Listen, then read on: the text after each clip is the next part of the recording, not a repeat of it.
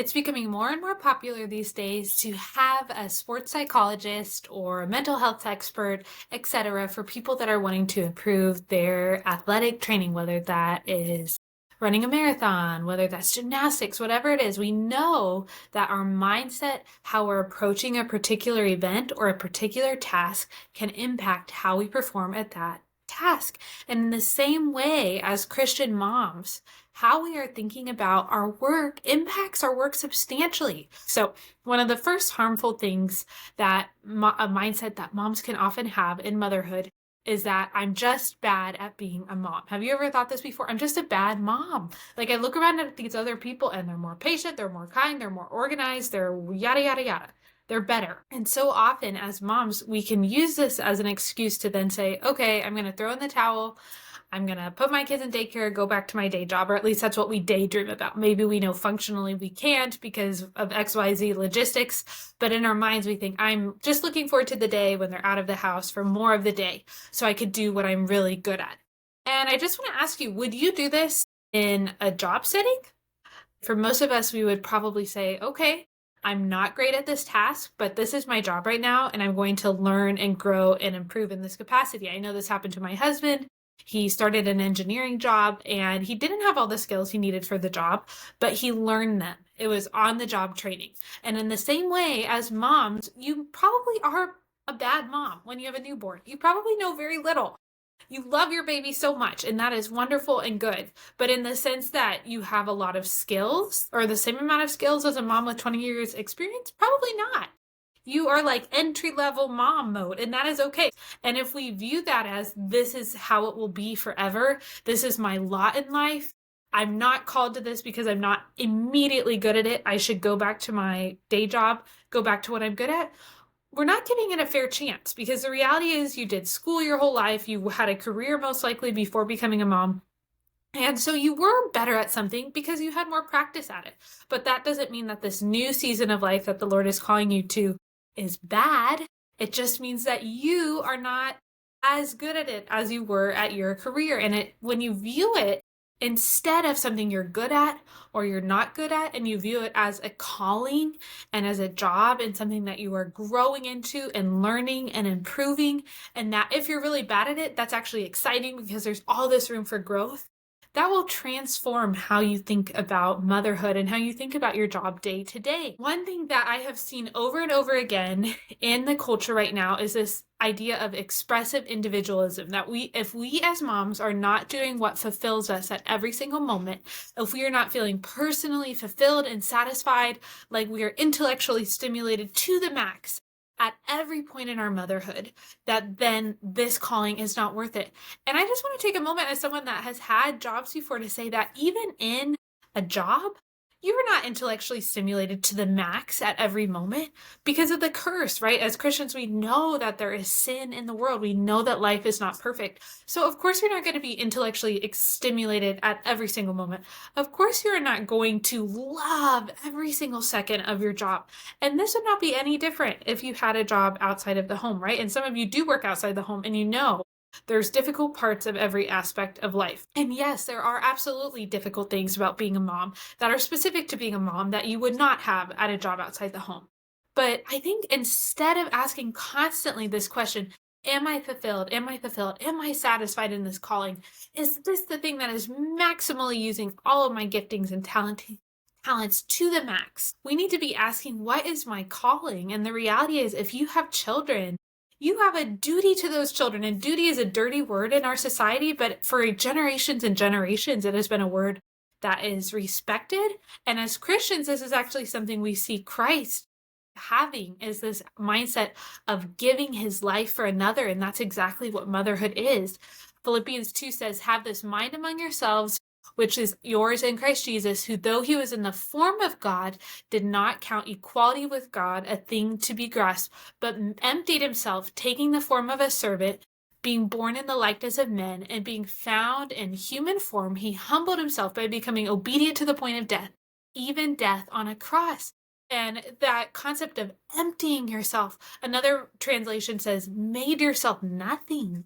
This is what motherhood is. Sometimes you feel like you are pouring yourself out. You poured out that last drop And then your child says, that's not enough. I need more, right?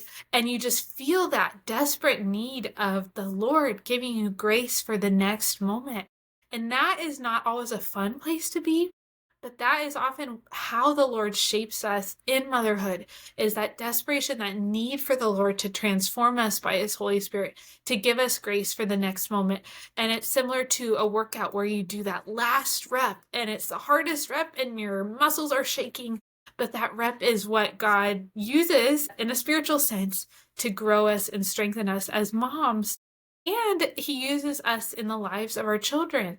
So if we stop having this attitude, I'm just bad at this, I need to quit, I'm not fulfilled, and instead we ask, what is the Lord calling me to? How is he wanting to grow me and use me? How can I grow as a mom? It can be so much more encouraging as a mom to have this mindset. The second bad mindset that I see oftentimes in culture these days is the concept of we know better now.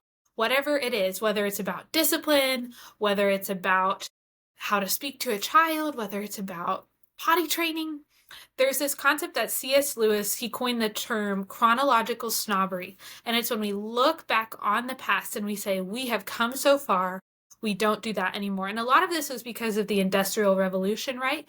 Because for a long period of time, we needed older people in society to be able to function in our jobs, right? There were these concepts of apprenticeships. You would rely heavily on the older people in the community to give you wisdom. But then as the rise of modernity happened, people started relying on the new technology, and there's constantly new things. And the younger people were often the ones coming up with these new technologies and more advanced at it. You think of the concept now, where if you give a 10-year-old a smartphone, they're probably way more adept than if you give a 90-year-old a smartphone, which in some ways is kind of sad. But we see that with the rise of technology, we've actually shoved to the side a lot of the things that the older generation has to say. And the reality is that for all of history, we have swung back and forth between generation to generation. And the reality is the Bible talks about the older women teaching the younger women how to love their husbands and children, older men teaching the younger men, etc. So if we as a generation of mothers are only relying on Instagram to disciple us and we're looking to moms only in our stage of life. I'm not saying we have friends and comrades who we can swap stories with, swap hacks with on making laundry easier, XYZ. That's great. But we need to value the older generation, value the wisdom they have.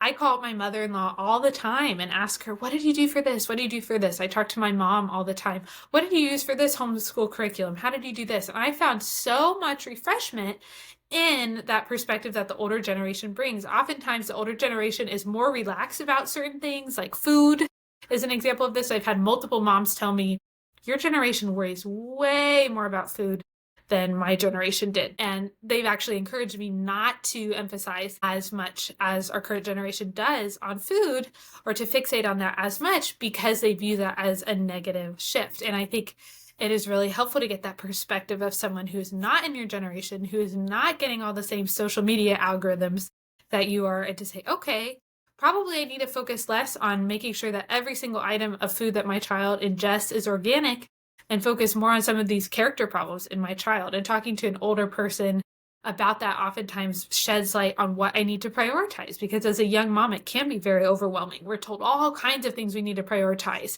from 1,000 hours outside to getting your child to read by X age, to feeding them XYZ, grinding your own grains. All these things are really fun and great, but it's so helpful to talk to an older woman who can kind of cut through the confusion and chaos and shed some light on the situation. Another mindset that I have seen to be harmful, that I have struggled with as well, but that is especially harmful if you are viewing motherhood as a job, is that I can do it better than my kids. And I see this in all kinds of things.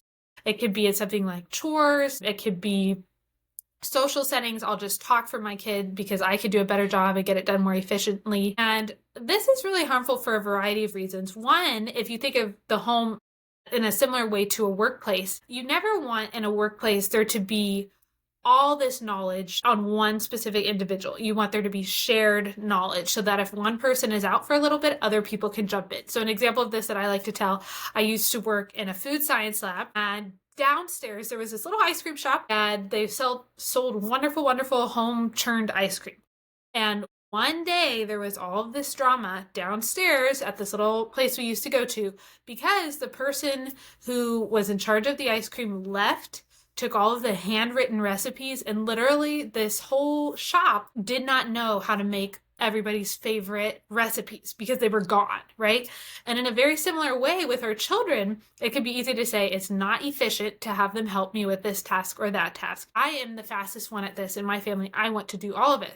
But then the reality is when you're out of commission, or when your children grow up and move away, which will most certainly happen in most cases, at least that's a goal, right? You want to launch them. You don't want them just in your home for the rest of their lives. Then they will not have the skills that they need to succeed. And that's something my mom did a lot for us. She talked about the concept of life skills, and she would have us prepare food. She would have us do laundry, all these things that she technically could do.